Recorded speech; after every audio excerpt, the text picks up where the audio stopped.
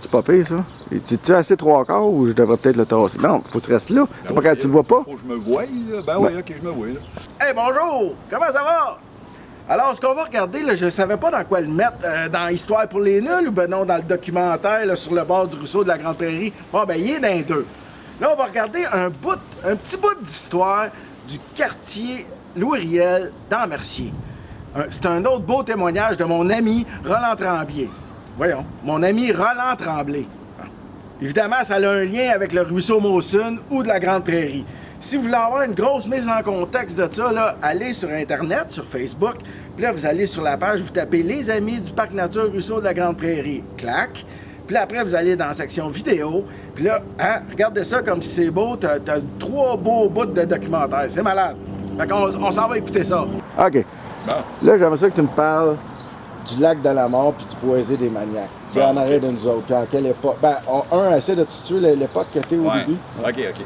Fait qu'ici, on est au début des années 70. Ouais. Début des années 70, je sais pas trop quelle année exactement, mais c'est pas grave, ça s'étend quand même sur plusieurs années. On est au début des années 70, fin années 60, début années 70. Il y a une portion ici, tout le côté ouest de la rue Carignan était pas bâti pantoute. C'était un boisé. C'était un gros boisé qui s'étendait de Rosemont jusqu'à Beaubien. Et même à un certain moment donné, Beaubien, c'était pas bâti comme tel, c'était pas fait comme rue, c'était une rue en garnotte. Ça, c'est les plus anciens souvenirs que j'ai, c'était encore comme ça. Et puis, fait que ce boisé-là, il était là, puis il s'étendait vers l'ouest, loin, au-delà de ce qui est aujourd'hui l'école Guillaume Couture. Un boisé mature ou... Ben, plus mature que les arbres qu'on avait dans mon champ. D'accord. Les arbres étaient grands, puis c'était couvert, il y avait une canopée, là. Je me souviens, on était tout le temps à l'ombre quand on était là-dedans. Il n'y avait pas de pré, là. Puis dans la partie qui est plus près de Rosemont, ici, il y avait des grands arbres, il y avait des ormes. Ça, je me souviens de ça, il y avait des ormes, parce que je me souviens de leur forme. Les ormes, c'est typique. Ça pousse un peu comme un fleur, là, puis c'était ça, c'était des grands ormes. Puis au pied de ces ormes-là, il y avait des lacs. On appelait ça des lacs. Il y avait des étangs, en fait. C'était jamais sec. Même l'été, on allait se promener là, puis c'était de la grosse boîte. Là. On ne pouvait pas marcher là-dedans comme on faisait dans mon champ. Mon champ, c'était pas en boîte. Ici, c'était très mal drainé. Fait qu'au printemps, il y avait des étendues d'eau, les arbres étaient dans l'eau. Je me souviens de ça, là, ça nous impressionnait. Bon, nous autres, ça nous faisait penser à des bayous. C'est comme ça, on coupait là-dessus, là, c'était mystérieux, c'était mystique. Puis tu me posais tout à l'heure la question si on avait fait des radeaux ici. Oui, ça me revient, on a fait des radeaux ici. Je me souviens de ça. Puis je me souviens aussi, j'ai beaucoup de souvenirs d'hiver ici, parce qu'on venait l'hiver ici, puis un de nos trips, c'était de passer sa glace sans renfoncer. Ah. Parce qu'on savait qu'on était sur de l'eau partout, puis c'était toujours dangereux de passer à travers. C'était pas profond, là, on pouvait en avoir peut-être 2-3 pieds au maximum. Là. Le reste, c'était peut-être 1 pied de profond. C'était jamais...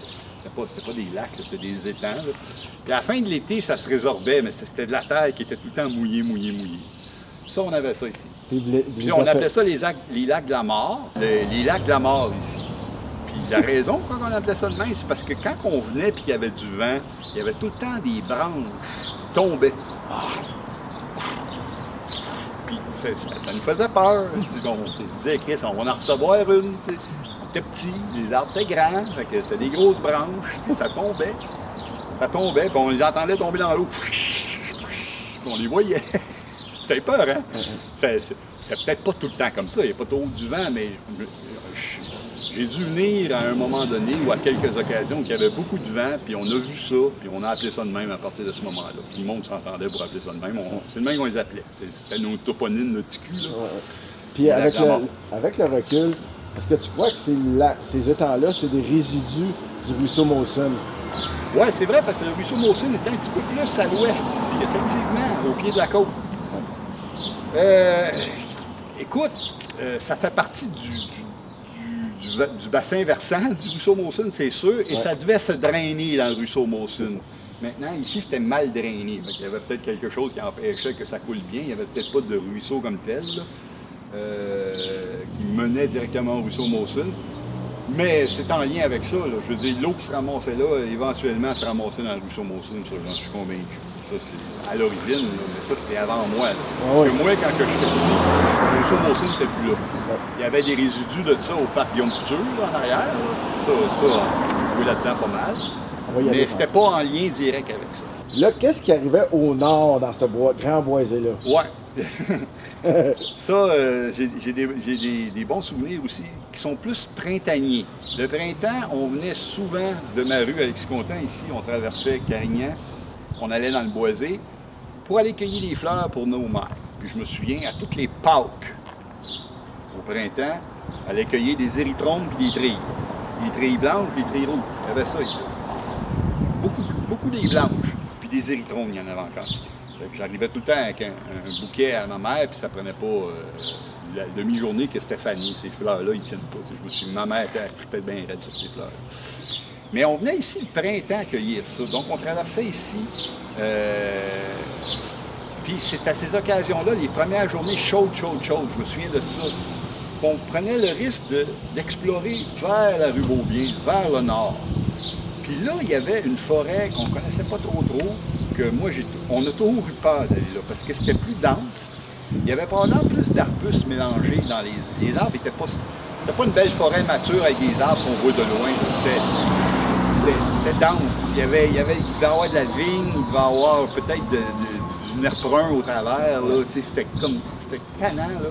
Puis là, il y avait des petits sentiers, très, très intimistes. Puis on s'avançait là-dedans, là, puis je me souviens, à un moment donné, on a fait une exploration dans l'idée d'aller explorer ça. Puis nous autres, c'était le bois des maniaques. Ça, on appelait ça comme ça, le bois des maniaques. On avait peur de ça, on allait là-dedans, puis on s'avançait là-dedans, puis il y avait plein de tournants, puis à chaque tournant, on avait peur qu'il y avait un gars qui nous attaque. C'était bien, mais c'est tout dans la mythologie qu'on fait quand on est ici. S'il y avait des maniaques là, je ne sais pas d'où ça part. C'est peut-être les plus vieux que nous autres, de 2-3 ans plus vieux, qui nous avaient fait peur, ou eux autres avaient appris ça de, je ne sais pas, mais dans notre gang, ça c'était le bois des maniaques.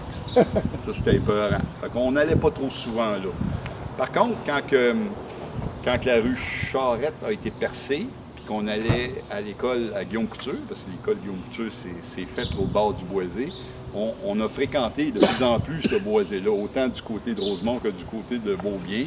Puis de moins en moins, c'était le bois des maniaques. Ouais. Par contre, ici, c'est resté les lacs de la mort. Ouais. Ça, je me souviens de ça. Puis quand ils ont construit les maisons, le plan, c'est-à-dire les maisons en prix modique, là, les HLM de l'autre côté, là, entre Rosemont et Guillaume Couture, c'était un gros chantier de construction. Puis nous, on adorait les chantiers de construction quand ils ont construit ici sur Carignan, toutes les maisons, c'est pareil. On venait chercher notre bois pour faire nos cabanes. On venait piquer du bois dans les piles de bois qu'il y avait autour, tout le temps. Quand ils ont fait le plan, les maisons à loyer modique, je me souviens très bien, on avait été piquer des grands madriers, pendant des 12 pieds. Des gros madriers, ça d'épais, des longs madriers, plus que des 10 pieds. Puis notre but, c'était de grimper des arbres. On avait été en chercher 2, 3, je me souviens, on avait traîné ça de pleine misère. On avait rentré ça dans le bois. On les avait montés à côté sur les ormes qui étaient ici pour aller grimper. Écoute, c'est sous les vagues, mais pour aller grimper. Puis là, on essayait de grimper sur le madrier qui penchait de main parce qu'il était à côté sur l'arbre. Puis on essayait de le mettre sur les branches. Puis à un moment donné, on s'est dit, on va l'amener chez nous, on va faire nos maisons avec ça. Fait qu'il fallait traverser Carignan, l'amener dans mon champ. Mais c'était tellement long et gros qu'on a tout quitté ça là, on a laissé ça. On s'est rabattu sur les 2x4 qu'on piquait tout le temps. Hey, c'est bon. On va-tu au parc Guillaume Couture? Ah ouais, cool. Okay. Merci beaucoup, Roland. Merci infiniment. D'ailleurs, Roland, il apparaît dans l'épisode 2 puis l'épisode 3 de Sur le bord du ruisseau de la Grande Prairie. Allez voir ça, c'est super intéressant. On se revoit la prochaine fois, ça va être malade. Wouhou!